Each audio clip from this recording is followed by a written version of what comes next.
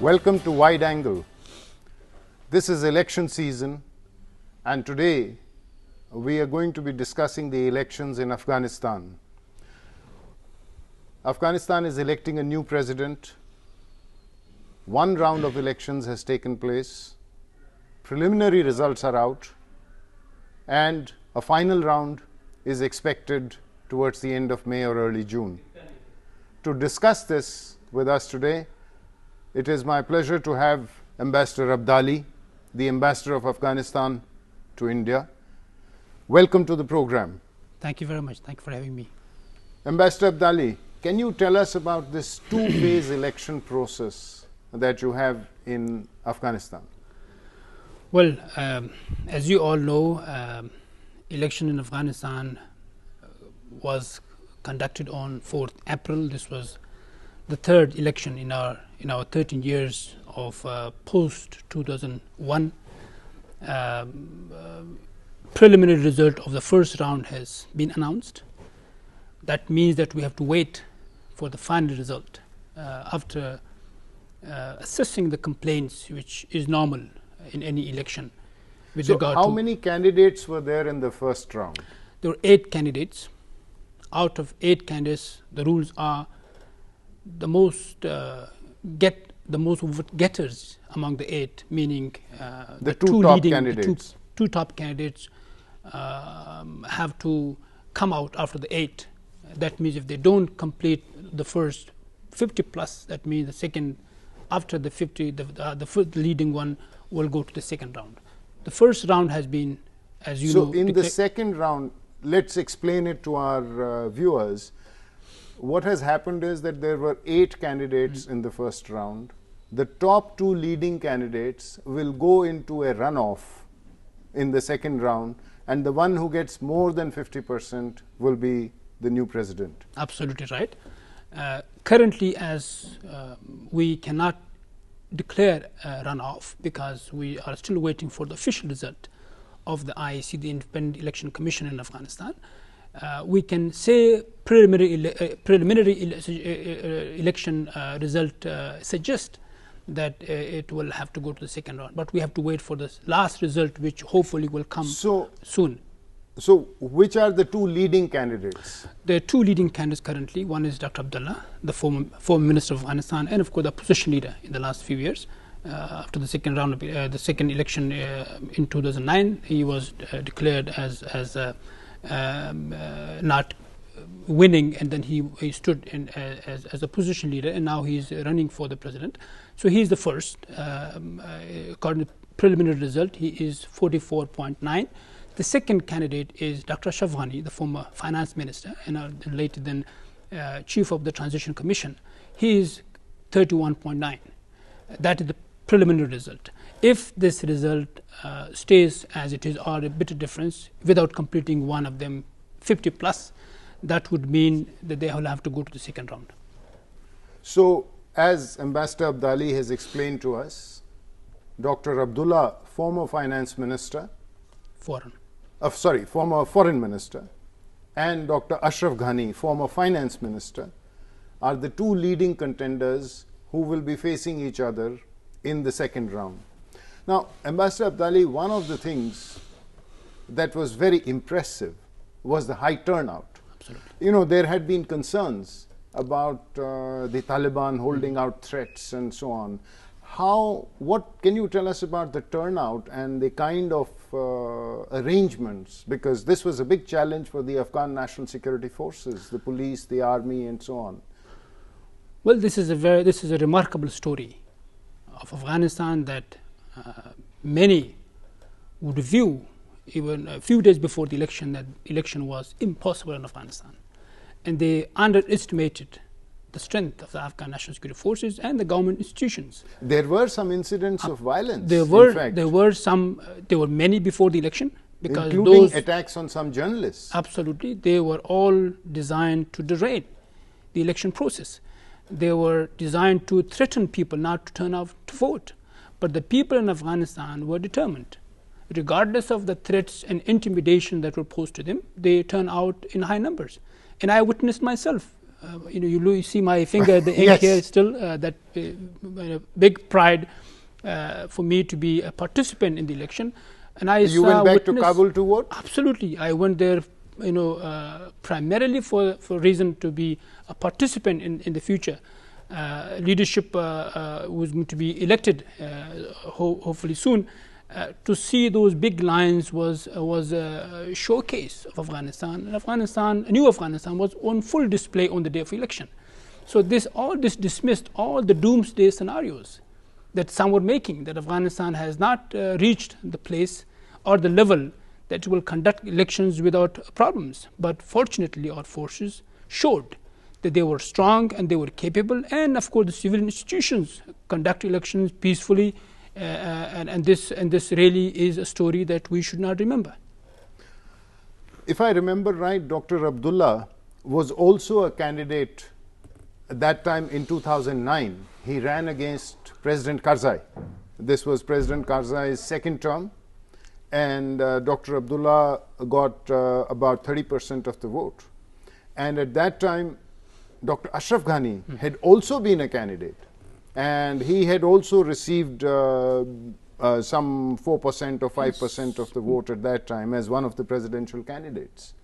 So this time, clearly, both of them have significantly improved their strength. What do you attribute this to? Well, of course, the big change that we see this time is the absence of President Karzai. Because he had national support, and he still has a national support, but of course he cannot stand anymore. Your constitution only gives 2 terms to a president. 2 terms to president. That's why he has completed his 2 terms. 2 terms, absolutely right. So he was not there in the election. Therefore, the votes that he had has been divided among all. But definitely, all other candidates have worked hard in the last few years. Dr. Abdullah, the opposition leader, was inside Afghanistan, and he acted very responsibly as a opposition leader. And same was the case with other candidates, like Ashraf Ghani, who was a finance minister, and then he worked on the transition commission as a chief. So all remained in Afghanistan, and of course they all worked hard in the last few years to improve their constituency, and therefore the figures are higher than the previous election. Now, the third candidate was Dr. Zalmay Rasool, and he got what, about 11.9. 11.9, nearly 12% of the vote. Now, he obviously is not part of the runoff. So is there a possibility that there can be some understanding between Dr. Rasool and one of the 2 leading contenders? Well, absolutely right. That is part of any democratic process, need for understanding between leaders before they go to election. That is totally legitimate for them to discuss and before going to the election. And that's what exactly going on currently between all the candidates. Those who have not completed, to be a second, in the runoff, has a major role to play now, because the votes that has been divided among others, which almost makes 19 or 21% of votes.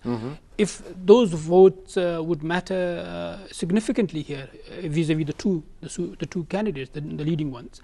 Therefore, the 2 are currently working among the rest of candidates to garner their support behind them, and therefore it will go on till we go to the second round. It's likely that those who have not left, including Dr. Rasool, who has, compared to the other, has a major role to play. Whoever he supports will definitely be with a higher percentage, perhaps completing the 50 plus. So that's going on. Let's see what agreement they reach. The Afghan election also has one other attribute, namely that the presidential candidate, also is accompanied by 2 vice presidential candidates. And perhaps, Ambassador Abdali, you can tell us a little bit about the 2 vice presidential candidates on Dr. Abdullah's slate, and then subsequently about the 2 vice presidential candidates on Dr. Ashraf Ghani's slate. Well, all the candidates have leaders from across Afghanistan. based on their constituencies that they have. It's normal that some leaders would have their constituency based on an ideology, on a program, or on any specific part of Afghanistan. That's how things work everywhere, including I see myself in India, where leaders have their constituencies built upon some element. So based on those constituencies, each candidate has has had vice presidents on the tickets, as Dr. Abdullah having Mahkik, for example, a leader, Jihadi leader, well-known figure in Afghanistan. A Hazara leader. Hazara leader, and of course we call him as the leader of a political party. Yes. That's how we prefer to call leaders constituencies there. And then he has Engineer Muhammad Khan is second vice president. The first vice president is Muhammad Khan, and the second vice president is Mahkik. So based on their particular constituencies, he has had them on his ticket. And then Ashraf Ghani having... So what is Engineer Muhammad Khan's constituency? Or he is the deputy of Hizb Islami party. And represents strong Pashtun It represents hold. the political party called Hizb Islami, which of course may have people outside the Pashtuns. Yes. Because that is the political party, how it works. Maybe they are dominant by a certain part, but definitely having support of other Afghans as well, because that is based on a political party charter. So Hizb Islami party deputy Engineer Muhammad Khan is the first vice president of Abdullah, and Mahkik Hizbi Wahadat is another political party. He's the second vice president. So based on their constituency they have, either in certain parts of Afghanistan or in other parts of Afghanistan, they have a significant support, as they should. Similarly, Ashraf Ghani has picked up two other leaders. One is Dostum, who's coming from north, and he's leading a Jimbe-Shimili party of Afghanistan as his first vice president, and then of course Danish, former professor, is an academics working, being our Minister of Higher Education, and then of course currently he's vice president. So they have picked up leaders from different parts of Afghanistan, leading different political parties, to make sure that they have more votes, and that's how they've proven. Well, this is also something which is very interesting, because each of the presidential candidates has accompanying him on his slate two vice presidential candidates who represent different constituencies, so that the slate together is intended to reflect the widest possible diversity of your country. Would it be fair to say that? Absolutely right. President Karzai had a major role before. Now, who have been President Karzai's vice presidents in his 2 terms? Well, he had Vice President Marshal, deceased Vice President Marshal Muhammad Qasim Fahim, who just passed away. Who passed away last year. And then, of course, no, earlier this year. Yeah, he passed away earlier this year. Just this year. Yes. And then we have Khalili, another leader of Afghanistan, the second vice president, and that was his ticket. The first ticket was with him together, and then he had changed it, and he had Ahmad Masood, the Ahmad Shah Masood's great leader of Afghanistan, brother. The second term he brought back Marshal Fahim as his first vice president. So President Karzai had a role in terms of establishing this principle of bringing all those who represent Afghanistan, the diversity of Afghanistan. So I think this is a very important point, and we will come back to this after a short break.